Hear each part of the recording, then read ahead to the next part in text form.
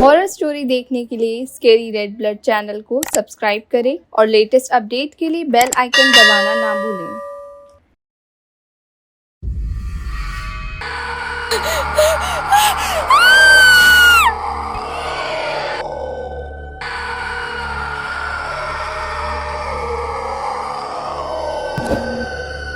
माँ, आज तो मैं बहुत खुश हूँ। मेरी गांव में पोस्टिंग हुई है और इसके साथ साथ मैं डीएसपी भी बन गया हूँ। क्या? सच में बेटा? ये सुनकर तो मुझे बहुत खुशी हो रही है। पर तुम अकेले वहां मत जाना। बहू पेट से है, उसके पास कोई ना कोई तो रहना ही चाहिए जो उसका ध्यान रख सके। नहीं माँ, मैं अकेला नहीं जाऊंगा। वहाँ कोई ना कोई दाई तो मिल ही जाएगी, उसे रख लेंगे। ठीक है बेटा, तुम आजकल के बच्चे हमारी बात मानते ही कहाँ हो। चलो, अब हमें एक दूसरे के लिए टाइम भी मिल जाएगा। पर ये तो बताओ कि गांव का नाम क्या है? गांव का नाम है श्रापित। इतना सुनकर शालिनी चौंक जाती है। घबराती हुई सोचने लगती है कि ये नाम कैसा है। मुझे नहीं जाना इस गांव में। ऐसा नाम कौन रखता है? अरे, तुम क्यों डर रही हो? ऐसा कुछ नहीं है, किसी ने मजाक में ये नाम रखा होगा। दोनों गांव पहुंच जाते हैं। हवेली में जाकर दोनों आराम करने लगते हैं। कुछ देर बाद शालिनी को प्यास लगती है। शालिनी पानी लेने जाती है। तभी शालिनी को दरवाजा खटखटाने की आवाज आती है। शालिनी दरवाजा खोलकर इधर उधर देखने लगी, पर दूर दूर तक कोई नजर नहीं आ रहा था। शालिनी जैसे ही वापस जाने लगी, तभी एक बच्चे की रोने की आवाज आने लगी। शालिनी सोचने लगी, कोई छोटा बच्चा लगता है, अकेला है, जरूर भूख से रो रहा होगा। शालिनी हवेली के बाहर आकर उस बच्चे को ढूंढने लगती है। शालिनी हवेली के साथ वाले खेत में चली जा रही है, पर दूर दूर तक कोई नजर नहीं आ रहा। अब शालिनी की सांस फूलने लगती है। शालिनी पूरे तरीके से थक गई थी। अपने पेट को पकड़ के धीमे धीमे कदम बढ़ाने लगी। माथे से पसीना पानी की तरह बहने लगा था। थोड़ी आगे जाकर ही शालिनी साइड में बैठ गई। हांफती हुई शालिनी डर से सहम रही थी। इतने में घुंघरू की आवाज आई। एक औरत घूंघट ओढ़े शालिनी की तरफ कदम बढ़ा रही थी। उसका चेहरा घूंघट से ढका हुआ था।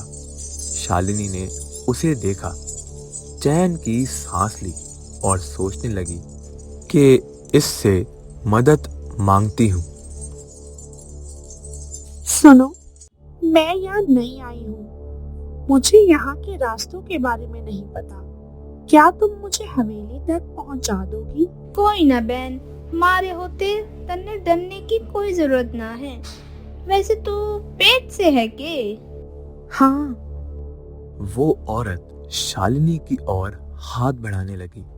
हाथ धीरे धीरे उसके पेट पर फेरने लगी। शालिनी बड़ी हैरानी से उसके घूंघट के नीचे झांकने की कोशिश कर रही थी। इतने में उस औरत के नाखून लंबे हो गए और उसने शालिनी के पेट को नोच डाला। शालिनी दर्द से तेज तेज चीख रही थी।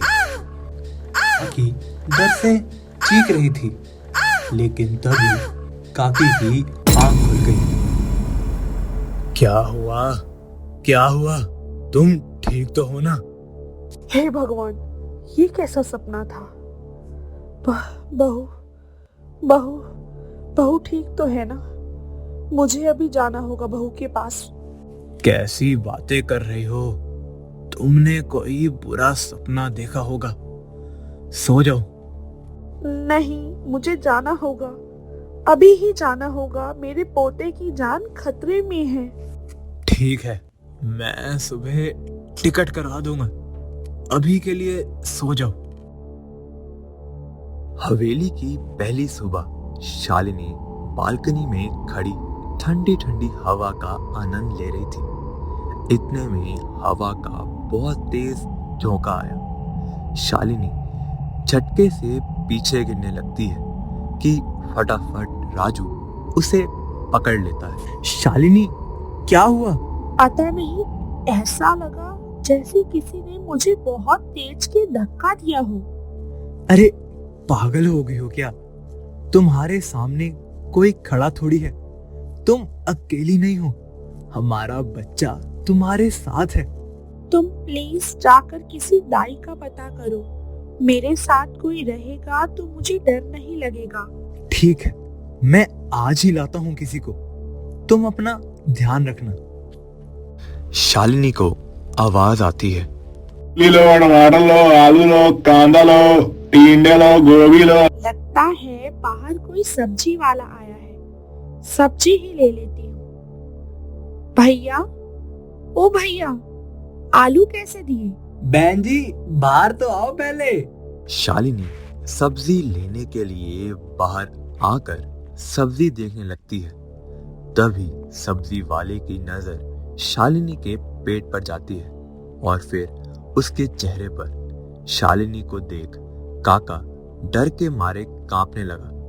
काका का चेहरा देख शालिनी ने पूछा, क्या हुआ काका? आप इतने डरे हुए से क्यों हैं? चली जाओ यहाँ से। बच्चे की जान खतरे में है। इस पूरे गांव में कोई भी जवान नहीं मिलेगा तुम्हें।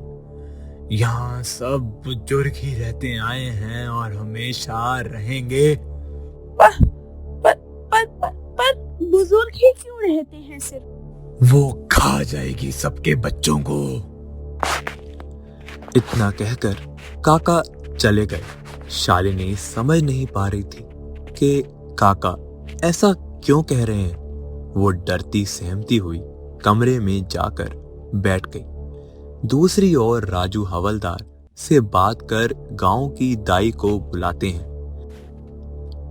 सुमन दाई राजू के पास पहुंच जाती है।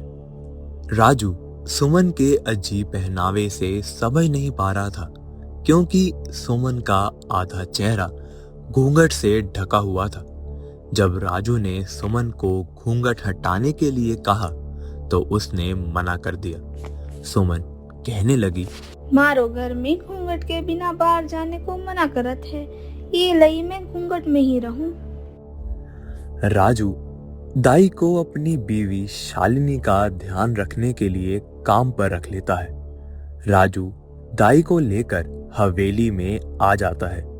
हवेली आकर राजू देखता है कि शालिनी कहीं नजर नहीं आ रही। इतने में राजू को रोने की आवाज आती है। राजू भागता भागता कमरे में जाकर देखता है तो शालिनी कमरे में कोने में बैठी रो रही है। शालिनी की ऐसी हालत देख राजू डर जाता है।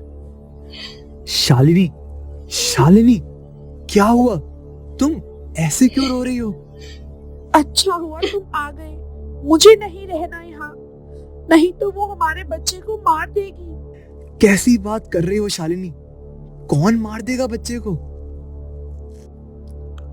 शालिनी ने सारी बात राजू को बताई कि कैसे सब्जी वाले ने बताया कि कोई भी इस गांव में नहीं रहता, सारे बुजुर्ग ही रहते हैं। यहाँ पर एक चुड़ैल है जो सबके बच्चों को मारकर खा जाती है। शालिनी की बात सुन सुमन दाई कमरे में आ जाती है और बताती है, बेन, तो जिस सब्जी वाले की बात करत रही ना, वो को तो मैं जानत हूँ। उसकी तो आदत है मजाक करने की। वो सबको ये तरीके से ही डरात है। तो डरना, अब तेरे को डरने की कोई जरूरत ना है। अब मैं आ गई हूँ ना, तो तेरा और तेरे बच्चे का पूरा ख्याल रखूं। इतने में राजू को माँ का फोन आ जाता है। माँ बताती है कि बाबा के साथ ट्रेन में बैठ चुकी है, सुबह होते ही पहुंच जाएंगी। अगले दिन सुबह होते ही राजू के माता पिता हवेली पहुंच जाते हैं। राजू की माँ शालिनी को गले लगा लेती है। बेटा, तुम ठीक तो हो ना?